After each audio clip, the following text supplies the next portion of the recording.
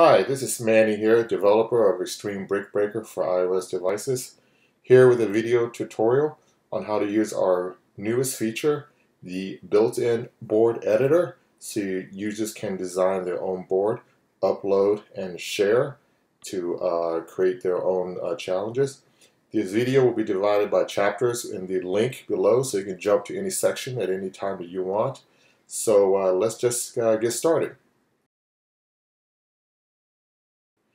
To start, just tap on the Edit menu option here in the center of the title screen, and the first thing you'll see a list of available board sets.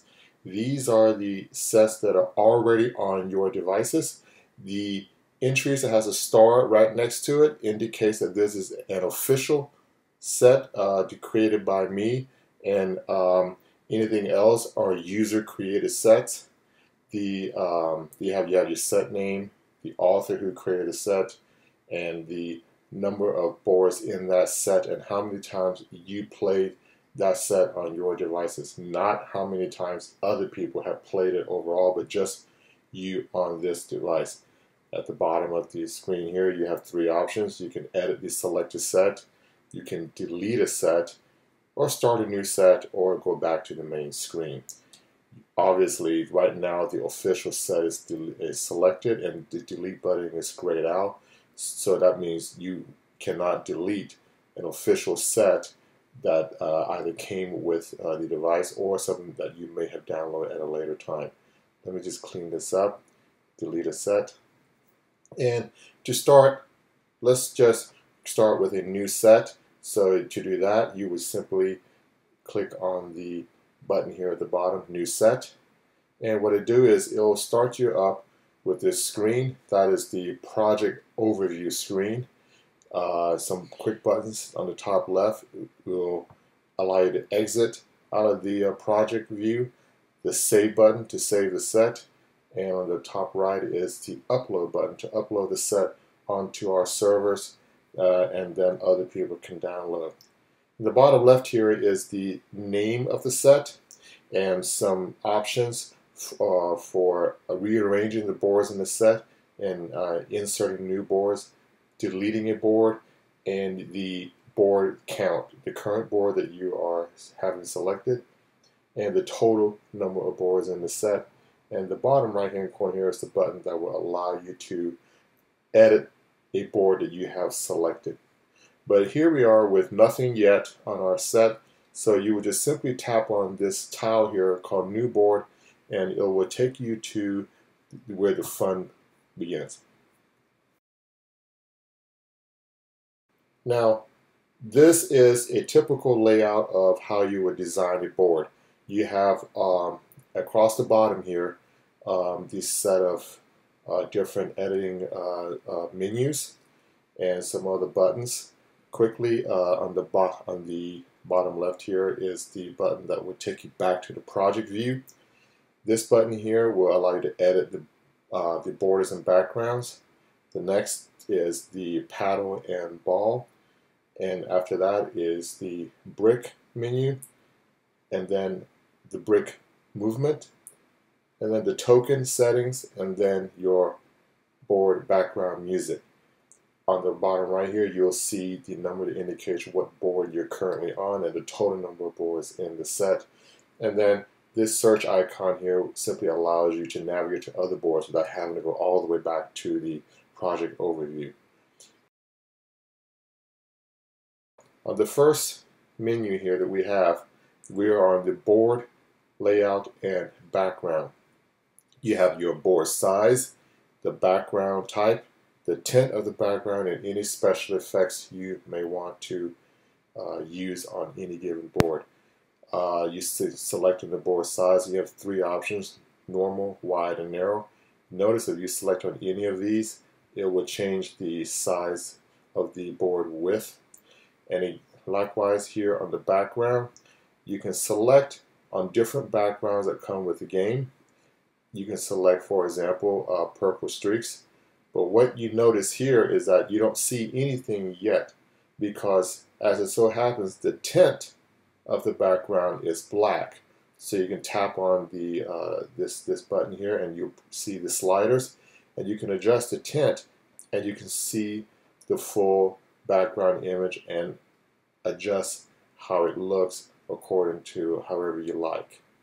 So if you select a background of something other than solid color, but you see nothing but black, don't forget to look at your tint and slide that up accordingly. Again, if you want just solid color, just pick solid color, and then you can pick any color you want for your board. Next up is the menu options for paddle and ball. This sets your starting paddle size. You can select from tiny, normal, medium, and wide, and what type of paddle you want the player to start off with. You have normal, double, and stacked. Note that these are called starting paddle size and starting paddle type because naturally during the course of playing, certain tokens may drop that would change the size and type of the paddle during play. Next you have your minimum ball speed, and then you have your starting ball speed and the maximum ball speed. This indicates that for this particular level, what speed the ball starts off at, what's the maximum speed it can increase to, and what is the slowest speed that it can decrease to based on any tokens that you might collect. The sliders go from all the way from 10 up to 30. And if you notice that your start ball speed can never be lower than the min ball speed, and likewise, the start ball speed can never be faster than the max ball speed. If you try to go beyond the bounds set by min and max, then those sliders will auto-adjust accordingly. Likewise, your min ball speed cannot be greater than your max ball speed. Next is the brick menu, and this is where the fun really begins. You tap on this menu at the bottom here, and this gives you the brick tool palette here. And here you have your grid options, whether you want no grid, you want a light grid, or a dark grid. You may choose light or dark depending on the color of your background to give you better contrast with, so you can see the grid better. Here's the menu for the brick types that you want to draw. You got the 1-hit brick, 2-hit, 3 hits, the barrier brick, a bomb brick, and the invisible brick. Now for the 1-hit, 2-hit, and 3-hit bricks, you can also choose the color of what you want that brick to be.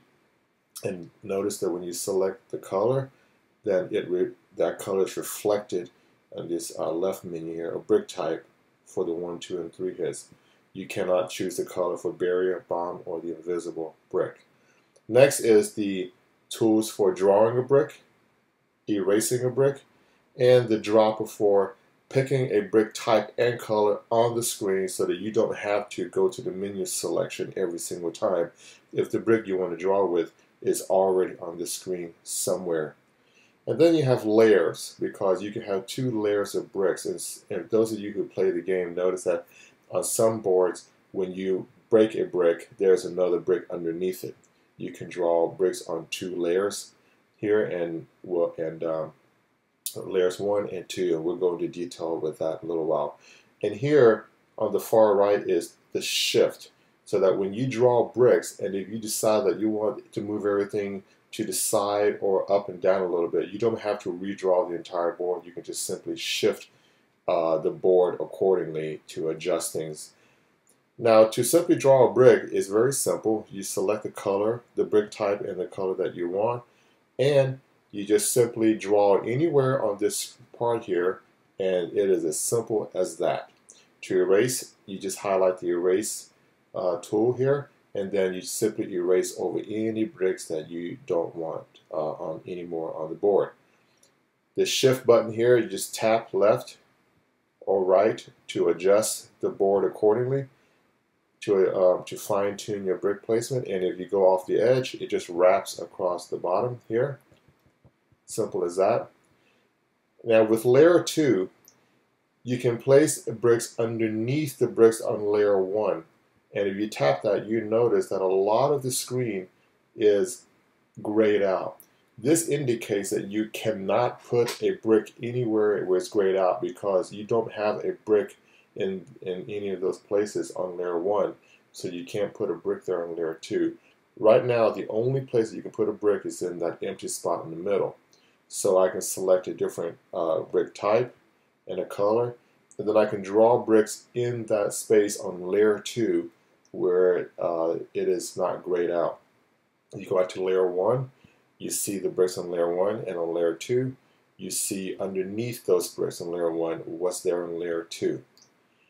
Also, if you happen to put a barrier brick down on layer 2, you cannot put a brick anywhere where the barrier brick was on layer 1 because by design, a barrier brick is not meant to be breakable, so it wouldn't make sense to put a brick underneath something that you couldn't break to begin with.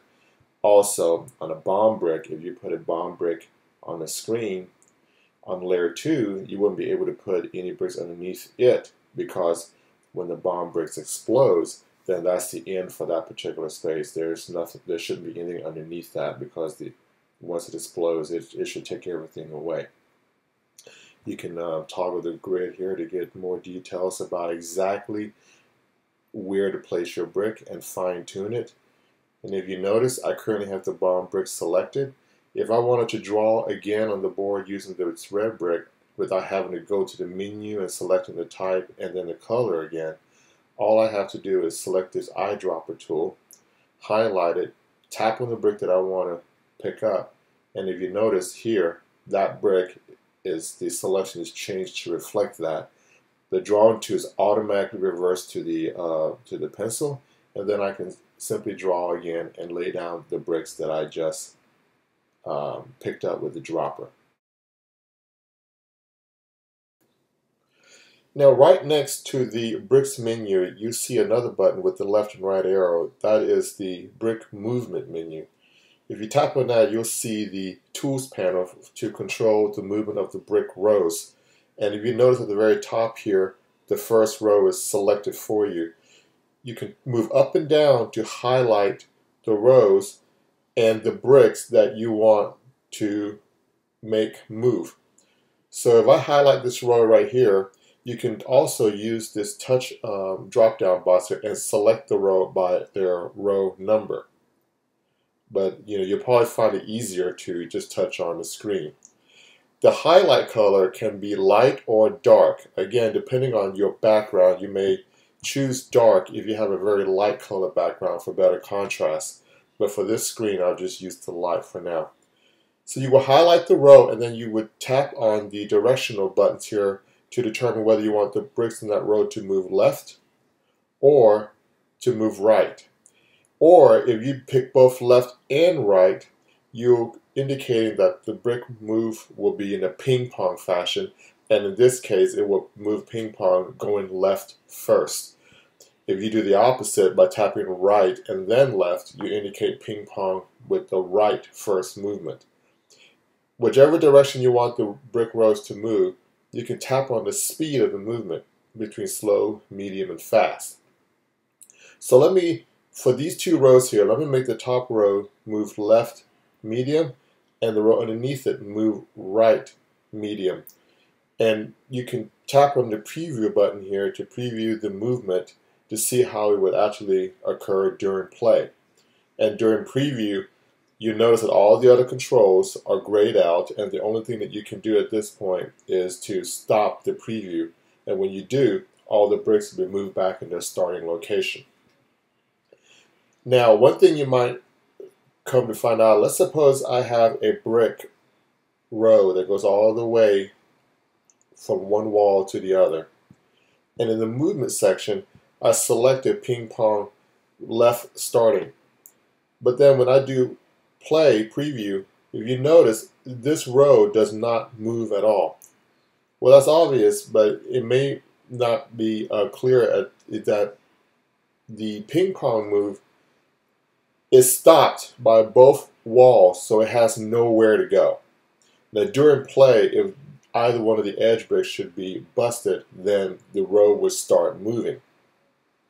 Likewise, For this particular row, let's say if I have a gap here, okay, and I indicated that the movement I want to ping pong left, as you can see by this green here, is going to ping pong starting in the left direction.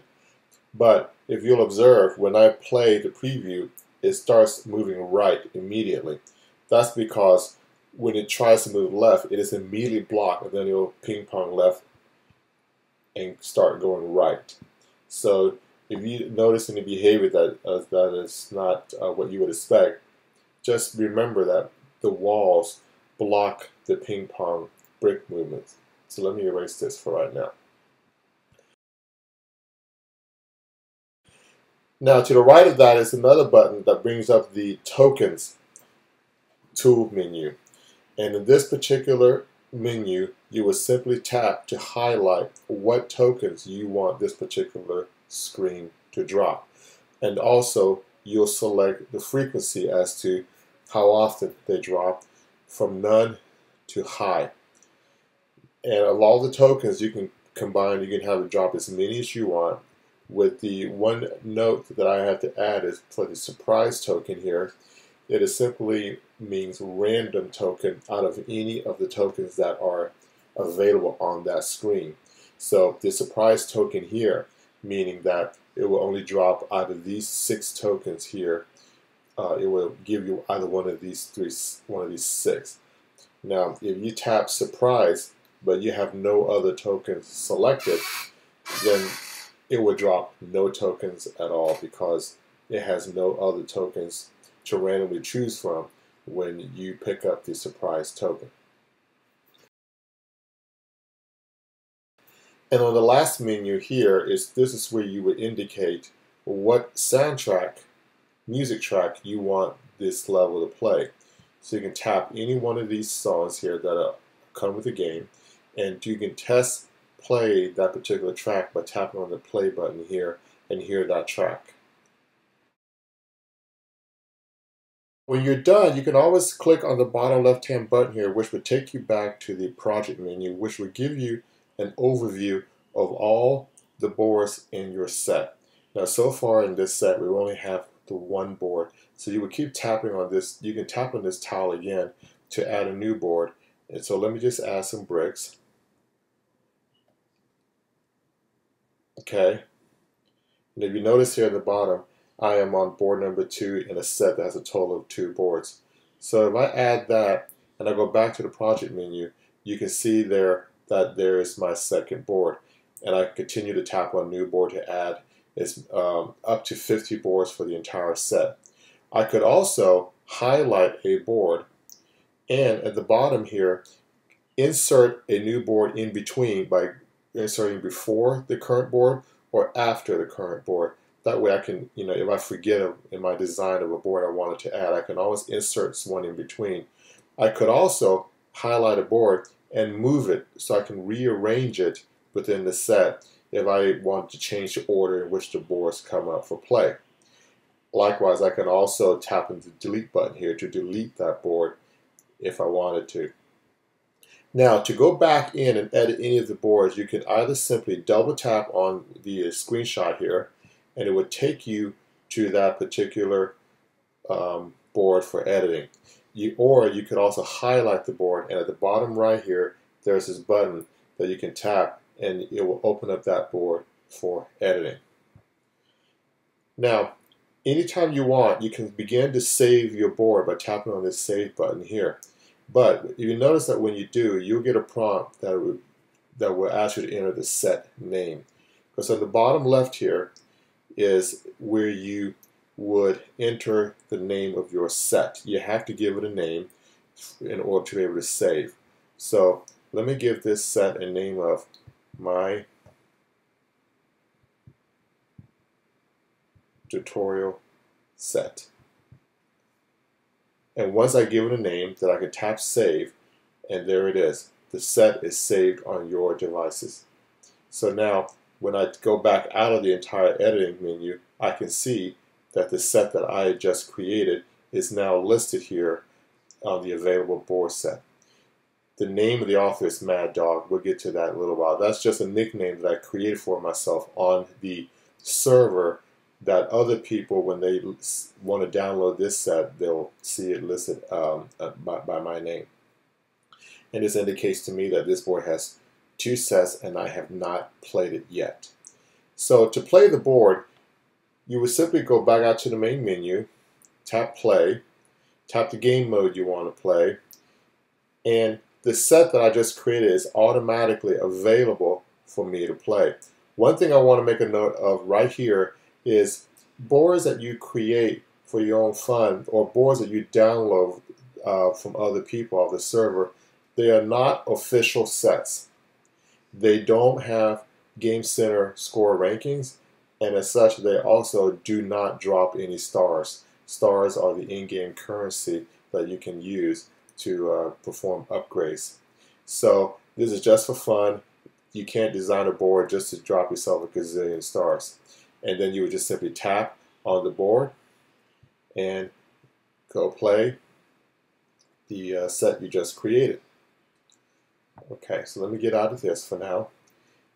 Now, if you wanted to change a set, like if you wanted to go back and play another set, you would simply tap on the button here that says change set, and it will give you a list of all the boards that are available on your current device, and you can either select the set you want to play, and at the bottom left here you would tap play selected, or you would simply double tap on that particular entry and it would download, or I'm sorry, open up that set for you to play. There'll come a time when you've created some nice boards and you want to share it with other users. And you can do so by uploading your set to our server. And you can do so by clicking on the top right-hand button here to upload your set. Now when you click on this, the first thing you'll see is a pop-up box that will let you know that you need to authenticate with Facebook to create an upload account on our server. What we do is, since most everybody has a Facebook account, we use that to avoid having you log into yet another location. We just ask that you authorize us on Facebook, and we will use that to create a unique ID that we keep on our server to identify you as a user. So you can click on yes to proceed, and a browser will pop up asking you to authorize us. Now, I've already authorized myself during the course of testing this process, so I'll just click OK. In your case, you'll be asked to authorize, and the only permission that you'll be giving us is to create a token ID. Once you authorize us, you're going to be asked to create a username, and this is going to be the Xtreme Breaker upload username that other people will see when they browse our board listing. So I'm just going to create a name for myself, and then when you click OK, the server will check to make sure that no one else is using that name, and if not, then that name is now yours. And when it'll give you a notice that when you upload the boards, you're basically giving us permission to allow other players to download your boards. You allow us to modify your boards and repackage your board in other board sets, because over time we may make official board sets that will drop stars and will record high scores in Game Center, and you will give us permission to use your design in some of those sets, and we reserve the right to delete your boards from our server for any reason. Usually somebody would try to get smart and create some boards spelling out certain things or drawing certain pictures that other users might not appreciate. If all this is okay with you, you just tap OK and you upload the boards to our server, and it is done. Now, as you make changes to this set, like add new boards or make change to existing boards, and you upload again, you will overwrite any previous version you've already uploaded. So let's go back to the main menu and let's see what it would look like if we were another player wanting to download sets from the server. What you would do is you would go to change set here, and then instead of picking an available set and playing it, you will go here and click on download new. So you tap on download new, it will get a list from the server of all the sets that are available to download. This is the default set here, and there is the new set that you just uploaded. The check mark means that it is already on your device because you were the one that created and uploaded, so therefore it's already on your device. But if we wanted to simulate what it might look like for someone who doesn't have that set, let me delete this set here from the device so that it no longer exists.